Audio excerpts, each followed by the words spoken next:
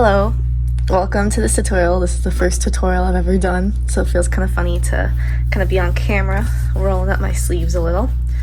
I'm going to teach you a couple of little things, but mostly how to do a single crochet stitch. And so the materials I have are scissors, sewing needles. These are yarn needles. I usually use smaller ones, but I couldn't find them today.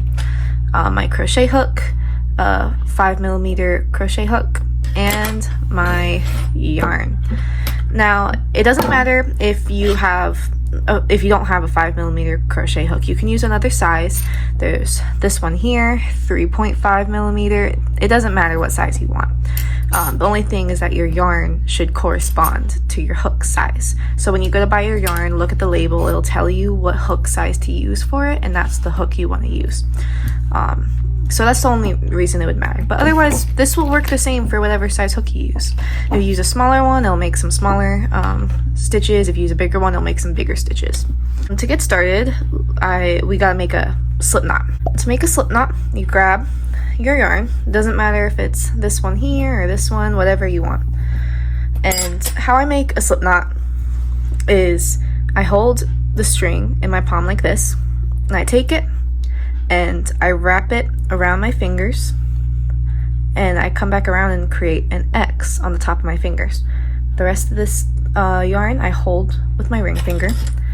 I take my hook, make that a little bigger, take my hook, and I put it underneath this top right part of the X here, and I hook on to the left part of the X. So I put it under the top right of the X and hook on to the top left of the X, and I pull it under. And then what you could do, it's probably a little easier, is that then you spin the hook up and you take your fingers out, and now you have this little circle.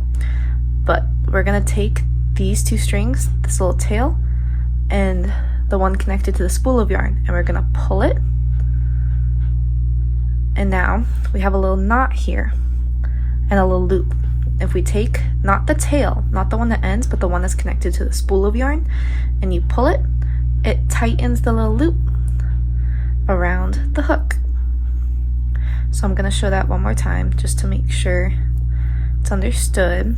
Yarn on palm, loop it around the fingers, go underneath the top right part of the X, hook on to the top left part, bring it under, spin up, bring fingers out, pull on the string, and then you have the slip knot. It looks a little confusing, but with practice you'll get it. Now what we're gonna do is we're gonna chain, let's say like 15 chains. And to chain, we take our hook and we wrap the yarn around it, pull through, like grab onto the yarn and pull it through this loop, and you've created one chain. To make another one, do the same thing, and you just keep going until you have the amount of chains that you want. And you notice now it's gotten pretty far away from these two fingers holding onto it. And so once it gets pretty far away, I take the fingers and I bring them closer, because this helps with more tension to make sure that the stitches are tight, not too tight, but they're tight and correct. So then I keep going, keep pulling through. Let's see how many we have. 1, 2, 3, 4, 5, 6, 7, 8, 9, 10, 11, 12, 13, 14, 15. Okay, so looking at this now, I think 15 was a little bit excessive. We don't need a square that big. So if you ever put too many stitches or chains and you want to take some out, pull out your hook and pull on the thread connected to the spool of yarn.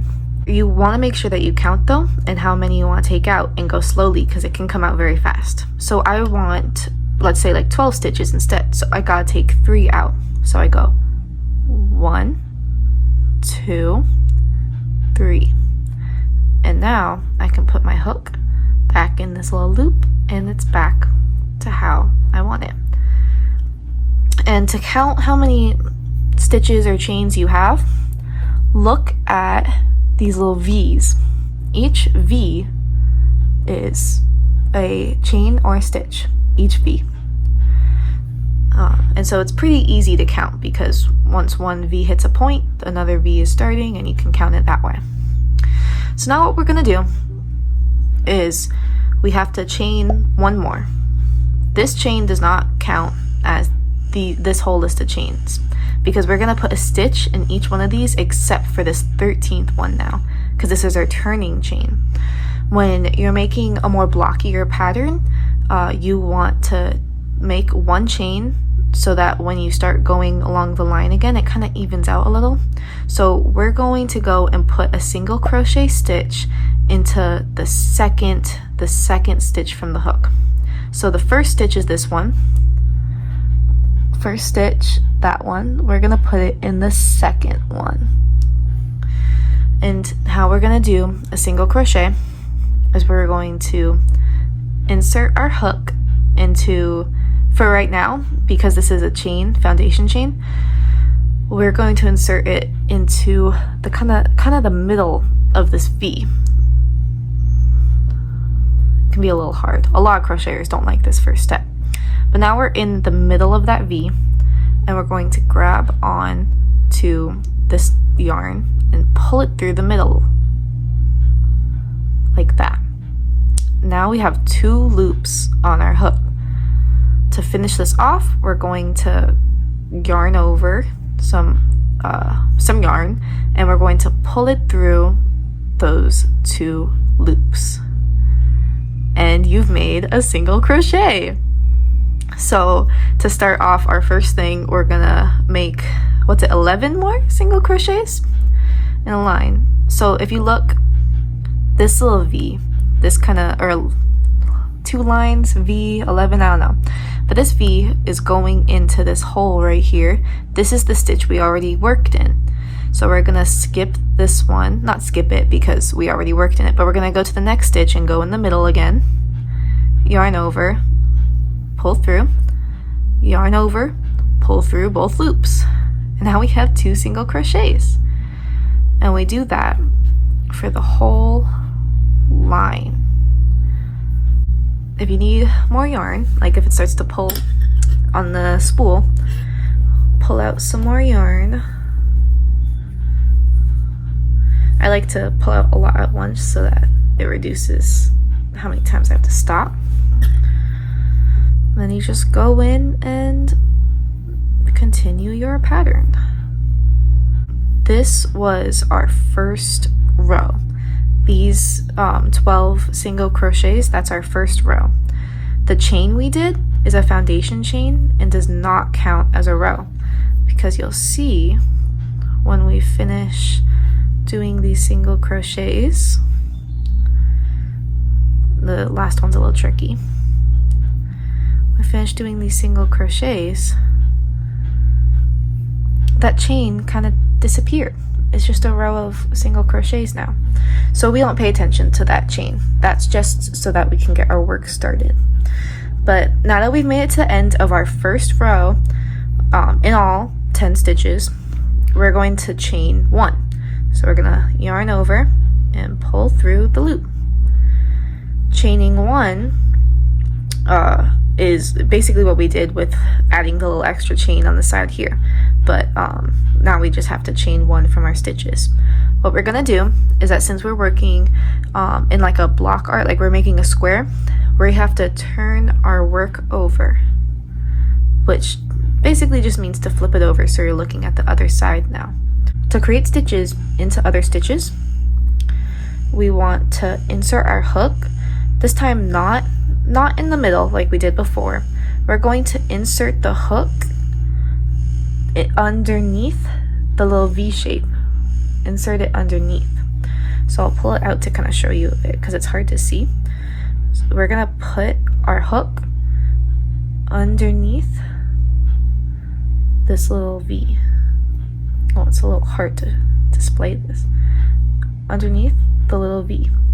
So now look, underneath, on top is this V. And we're going to work the stitch in like that. So for chains, you put it in the middle of the V. For stitches, you put it underneath the V. So now we're gonna put it underneath the V, go through the V. I'll show it one more time a little closer. Going underneath the V, yarning over and pulling through. Now we have the 2 loops on our hook. We're gonna yarn over and pull through those 2 loops. And that is a single crochet made into another single crochet. Do it again, go underneath, let me show that, underneath the V, yarn over, pull through, yarn over, pull through. And we're going to do that until the end of this row.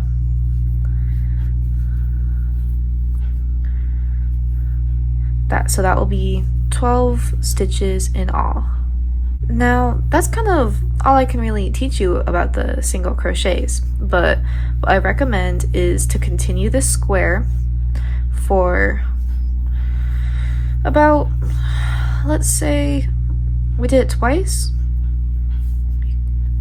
maybe do it 4 more times or 3. If you really think you have it down, just do it a couple more times, but try to do 4 more times. Try to make a square of single crochets.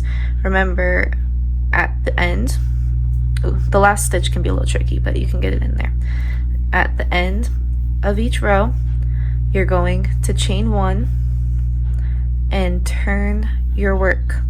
We're always working right to left, so you gotta turn your work so that you can work right to left. But yeah, do a couple more rows, however much you'd like. I'd say try like 4 more rows to make a little square, and I'll do that too, and I'll come back and I'll show you how to fasten off and finish up our little project. Okay, so I am at my last 3 stitches. 4 rows isn't actually that much, but if you feel like you need a little bit more practice trying to get the stitch down, do as many rows as you want. It's for you to learn, for you to practice, so you can really master the stitch. If you feel like you're good, then just do 4 rows. It's whatever you want to do. When I first started, I definitely had more rows than this, but I think I had less smaller.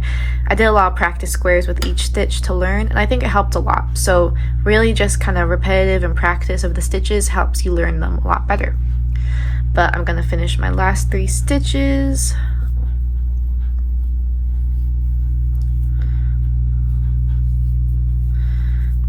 Alright, and now we're at the end. So what I'm gonna do is I'm gonna chain 1, and then to fasten off, where are my scissors? I'm gonna take the scissors here. I'm gonna cut this string. It doesn't have to be too long, but cut it long enough because we're going to be sewing it back into the work. We're gonna pull. It looks scary, but now pull out your hook and tighten that top a bit, and you fastened off your work. So now we got these long strings, and obviously if you're creating a real project, you don't want those there. So we're gonna take our little needles. I would recommend a bit of a smaller one for smaller stuff like this. When I do more plushies, I kind of use these bigger things because with round projects, you can kind of just hide the yarn in there. But with this, we're going to be sewing it in. So what we're going to do, we're just going to take the yarn, put it through the needle's eye, which is easier on this one because it's a yarn needle. But what we're going to do is, let me see, since the tail, usually the front side for these kind of things is the tail is going to be on the left side because remember we chained. So usually that's going to be the front side. So we're going to go to the back over here, pretending this has a front side. It looks pretty similar, but we want to hide these strings. But we also can't just completely cut them off right here because they could fall out and could mess up the whole work, could unravel. So we're going to put them through the little, we're gonna insert them into the fibers of the yarn, and we're just gonna try for smaller needles. At least this one isn't really that small, but what you can do is you can go in and you can try to catch different parts of the fiber and the string within the yarn, get a lot of it, go in. It's a little hard with the bigger one. It's because I don't make a ton of square pieces. And so now look, it's caught a lot of fibers, gone through the stitches. We're going to take the needle and pull it through all of those fibers and stitches, all the string. Now this was honestly a pretty bad job of it. I blame the needle, but if you can, you'll probably be able to see where the string is. But if it's kind of hard to see where the string is, if you like, you want to hide the string well. And next what we're going to do is do the same thing, but I like to go back and kind of catch some different fibers and things. Things are best in threes. I kind of sometimes put my thumb over it and just kind of jimmy it in there because it kind of holds it in place, but makes it catch a lot of random things, you know? Jimmy it in, and I sometimes go in to catch more fibers. When it's a big needle like this, I kind of just put it in between the stitches, then push it out and pull it out. So now we're going to do it one last time, a third time. It's a little hard to catch it. I'll go over here a bit more. You don't want to go too far because then you're just gonna have some loose string, but you're gonna go and catch some fibers, put it through.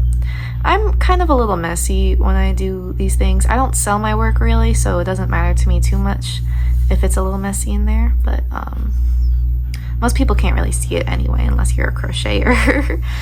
But once you have it 3 times, there it is. It's a lot easier with a smaller needle, but you put it in 3 times, make sure to grab a lot of fibers, make sure it's tight and hit it in there, and you take your scissor and we're gonna cut it kind of close. Make sure not to cut your work. I've done that multiple times. And there, all good now. And you're gonna want to do the same thing with the tail, of course, to hide it in there. I'm a little out of practice with weaving in the threads. That's what this is called, weaving in the threads, or weaving in the yarn, because I do a lot more plushies and circular pieces in work. So it usually can kind of hide within the stuffing, and I don't really have to worry about weaving it in. So I usually don't have to do this. I'm a little bit rusty, but it's okay. I also don't have the right needle. You don't want to pull it too tight because then if you saw that, it pulls it down a little, but I want to make sure it's in there. And there we go.